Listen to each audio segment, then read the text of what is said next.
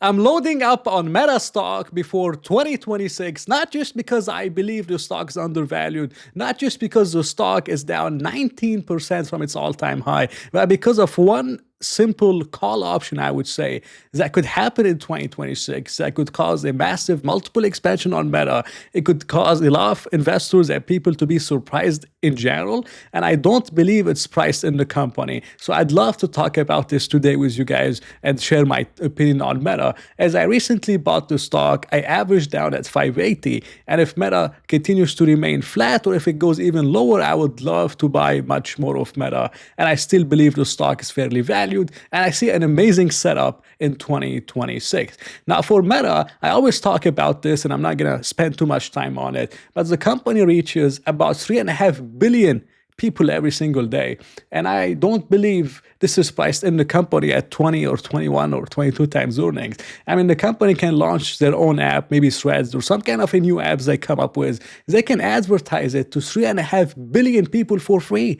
I don't know any company that can pretty much do that. And this is absolutely amazing, guys. And I'm going to tell you why this is going to be very significant in the AI race later in my video. Now, the company is doing really well. It's growing revenues massively. Everything is going really well, but they're spending a lot on CapEx and the market is getting freaked out. The CapEx almost doubled from 24 billion to $50 billion in 2025. And it's expected to get much worse in 2026 as the company is expecting CapEx dollar growth. It will be notably larger in 2026 versus 2025. They also anticipate total expenses will grow at a significantly faster percentage in 2026 versus 2025. And again, the market is freaking out on CapEx, especially with Meta, as they did the metaverse kind of disaster, I would say, and they wasted a lot of money.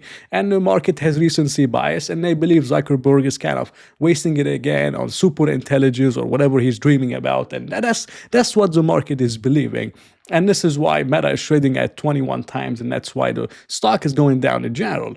Now, if we look at what they really did in 2022, they spent 62% of operating cash flow on CapEx. That was a massive increase from their 32% in 2021, massive increase. And yes, they wasted a lot of money on the metaverse, but they also invested in compute. They invested in a lot of things organically other than the metaverse. And if we see what happened after they spent 62% on CapEx, revenue growth has massively re-accelerated to 23%, 24%, 27%. And 2 years later, or 3 years later, pretty much, Meta is still growing 26% on the quarter. I don't know any company of Meta's size that is growing 26% in revenues. So maybe all this CapEx has not gone to waste, right? I mean, maybe they did waste a little bit on the metaverse, but maybe they did some good things for the business to grow it organically.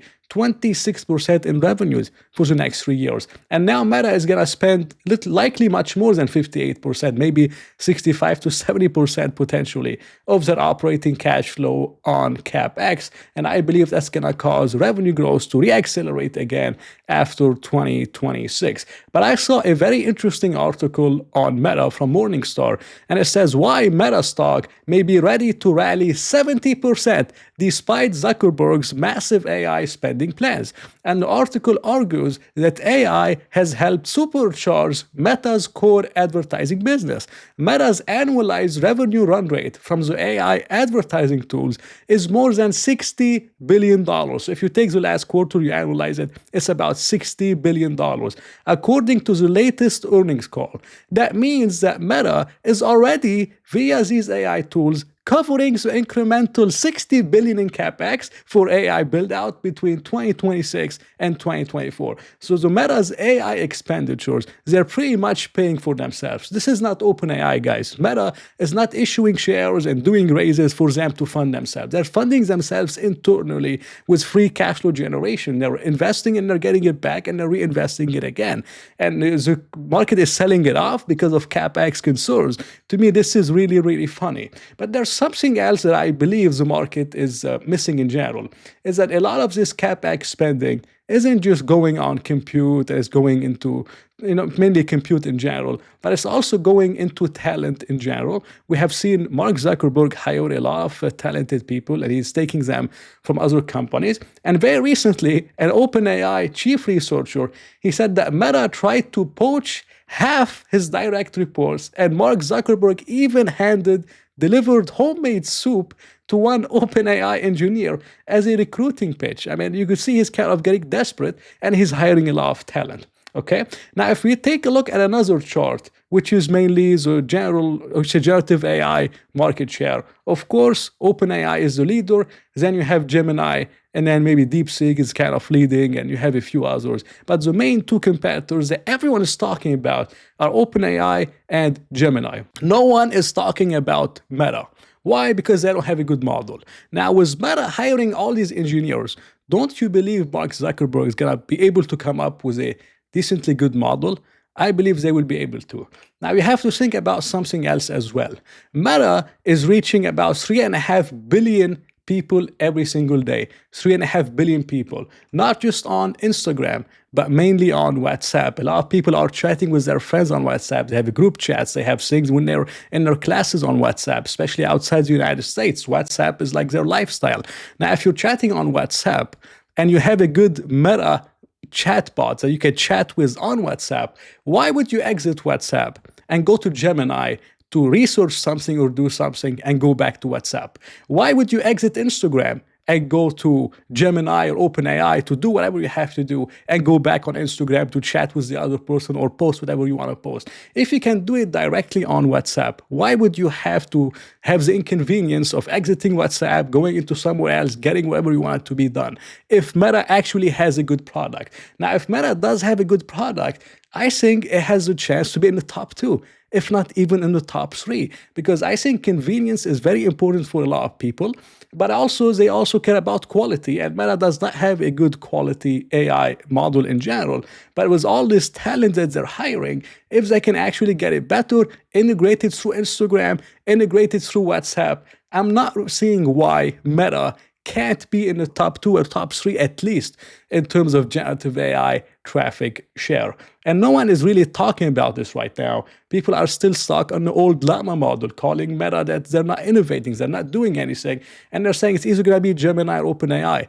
Why can't it be Meta AI, especially if it's integrated in WhatsApp, where people spend a lot of their time on, and on Instagram to 3.5 billion people? I think this is the call option that the market is not looking forward to. I think it could happen, and it could happen quickly with all the talent he's hiring. I'd be shocked if we don't see a major improvement in Meta's AI over the next 6 to 9 months. And if we do, I think Meta will start taking market share from OpenAI and potentially Gemini if they can have the convenience of doing everything in WhatsApp or doing everything on Instagram. Why would they have to go all over the place? So I think this is amazing for me. I don't think it's priced in the market in general. And I think that would be a good way for Meta in the long term to monetize WhatsApp a little bit better through the chatbot on WhatsApp in general. But I'm also getting a good CEO, and he owns about 13% of the company. So skin in the game is very important. And he also has skin in the game, and he's very young. So he has very long runways in general. And I'm getting a good business overall with 30% net profit margins. And I'm paying right now about 22 times earnings. When I bought the dip on Meta, I believe it went to 19 times for like a day or 2 days, maybe low 20s, but it went to 20, now it's around 21.9. I still believe 21.9 is cheap for Meta. I see Meta growing earnings at least 15 to 17% earnings per share over the next 5 years. But I also believe, if I'm right on the Meta AI kind of call option or surprise in general, I think Meta could likely trade above 25 times earnings, maybe go back to 28, 29 times. So we're not only getting decent earnings per share growth, and we're not only getting a wide moat company with so much reach, but we're also getting a potential multiple expansion, massive one, from 20, 21 times back to 25, 27, potentially 30 times earnings. So this is what I'm seeing with Meta. I like the stock. I bought more on the dip. I'm going to buy even more if it goes lower. I hope it goes lower, because I would love it as a long-term investor to buy my stocks at a discount. I don't care about the short term. And I like it very much. And I don't believe a lot of people are talking about this. And I think it could surprise a lot of people, and it has a decent chance of potentially happening. So that's my opinion on Meta and why I'm buying it. Hope you enjoyed it. It was not financial advice. If you did enjoy it, please press the like button and maybe consider subscribing. So I'll talk to you in another video.